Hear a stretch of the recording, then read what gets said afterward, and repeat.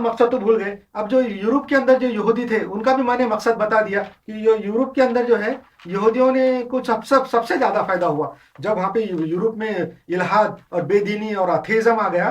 तो असल में वो यूरोप के लोग पहले क्रिश्चन थे, ईसाई थे, वो क्रिश्चन थे और यहूदियों पे इल्जाम था कि उन्होंने ईसा अलैहिस्सलाम को कत्ल किया, सिले पे चढ़ाया और उनको मारा, और वो इल्जाम की वजह से यहूदियों के ऊपर बहुत जुल्म करते थे, परसिक्यूशन होता था, और पूरे 2000 साल तक यहूदियों के ऊपर यूरोपियन कौमों ने बहुत जुल्म किया। सिर्फ मुसलमान ऐसे थे जिन्होंने उनको 1400 साल तक यहूदियों को प्रोटेक्शन दिया, अपने मुस्लिम ममालिक में जो उनको हिफाजत से रखा, इज्जत दी, बड़ी बड़ी पोस्टों पे यहूदी रहे। सिर्फ जो है फलस्तीन का जो मसला आया, जब यहूदियों के ऊपर हिटलर ने जुल्म किया, होलोकॉस्ट किया और यहूदियों को मारा लाखों की तादाद में, उसके बाद जो है यहूदी असल में उस जमाने में तरक्की कर रहे थे, जो होलोकॉस्ट के पहले के ज़माने में, और एटम बम के फार्मूले और वो बनाने करने में लैब में पूरे यूरोप में काम करते थे, अमेरिका में यहूदी काम करते थे, और बड़े बड़े साइंटिस्ट यहूदियों के थे जिनके पास एटम के फार्मूले थे, एटम बम के फार्मूले थे। उन्होंने असल में डराया बाद में यूरोपियन कौमों को कि अगर तुम हमारी मदद नहीं करेंगे तो हम एटम का फार्मूला मुसलमानों को दे देंगे। क्यों? तो जब तक यहूदियों के और मुसलमानों के ताल्लुकात बहुत अच्छे थे,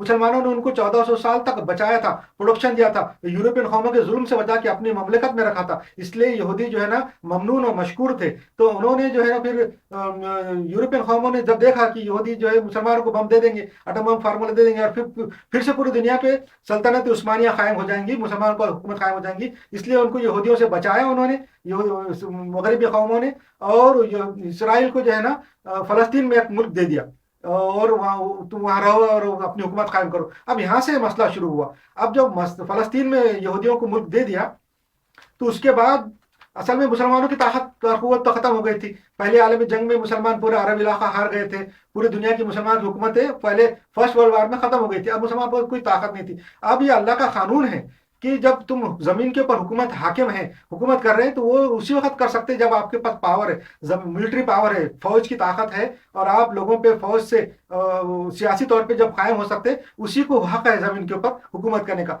मुसलमानों का भी यही मामला था।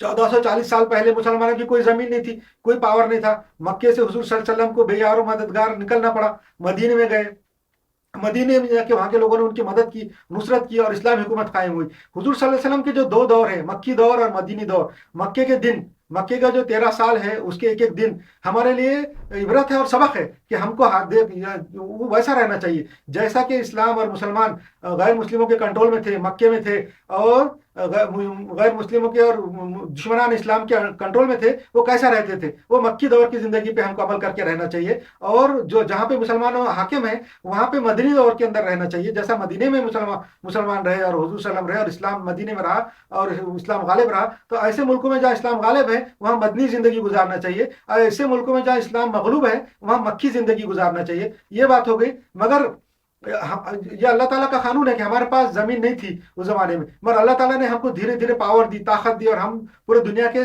इलाके फतह कर दिए। उस जमाने की जो दुनिया थी, ओल्ड वर्ल्ड जिसको बोलते, वो तकरीबन 90% पे हम कब्जा करते थे, और अभी भी आज भी दुनिया की कम से कम 40% 50% जमीन एरिया वाइज हमारे कब्जे में है, और मुसलमान मुल्क है वहाँ पे।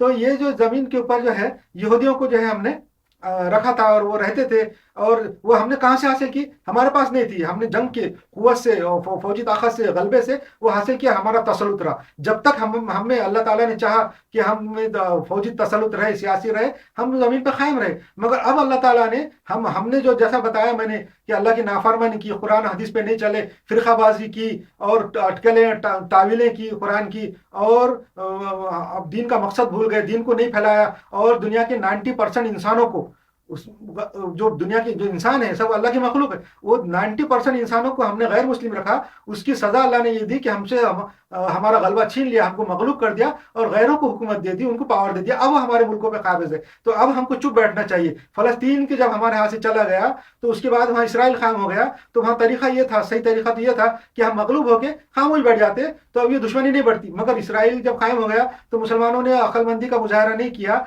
बल्कि वहाँ पे उनसे लड़ते रहे, تبلیغ کرتے رہے، ٹیررزم کرتے رہے، تو آج یہ حالت ہے کہ یہودی مسلمانوں کو چن چن کے مار رہے، فلسطین کی جو ہے پوری نسل ختم کر رہے ہیں وہ لوگ، اس کے ذمہ دار ہم خود ہیں، کیونکہ ہم اگر چپ ہو جائیں گے، اللہ کا قانون مان جائیں گے کہ بھئی ہمارے پاس طاقت نہیں ہے تو ہم چپ بیٹھنا چاہیے، تو ہم بچ جائیں گے. جیسا کہ یہودی پچھلے 2000 سال سے پرسیکوشن میں تھے، ظلم میں تھے، ان کو لوگ مارتے تھے، مگر انہوں نے کبھی بھی پلٹ کے جواب نہیں دیا اور کچھ لوگوں پہ حملہ نہیں کیا اور خاموش بیٹھے رہے، دبے رہے. تو آج بچے. دنیا کی جو بھی قومیں مسلمانوں کے انڈر میں تھی، جب مسلمان کی حکومت تھی دنیا میں 1200 سال، تو جب مسلمانوں کے انڈر میں جو بھی غیر مسلم قومیں تھیں وہ بھی خاموش بیٹھے تھے، دبے رہے، بیٹھے رہے. وہ دبنے بیٹھنے کی وجہ سے آج وہ قائم ہیں. اللہ تعالیٰ نے ان کو عروج دیا اور وہ حاکم ہوئے. ویسا اگر آج ہم بھی اپنی بات مان جائیں اور خدا کا قانون پہچان لیں، فلسطین میں کچھ گڑبڑ نہ کرے، تو آج بھی ہم بچ سکتے ہیں. اور نہیں تو پھر وہ لوگ یہودی چن چن کے مسلمانوں کو ماریں گے، بدلے نکالیں گے اور پوری نسل ختم کر دیں گے. یہ فلسطین کا یہ مسئلہ ہے.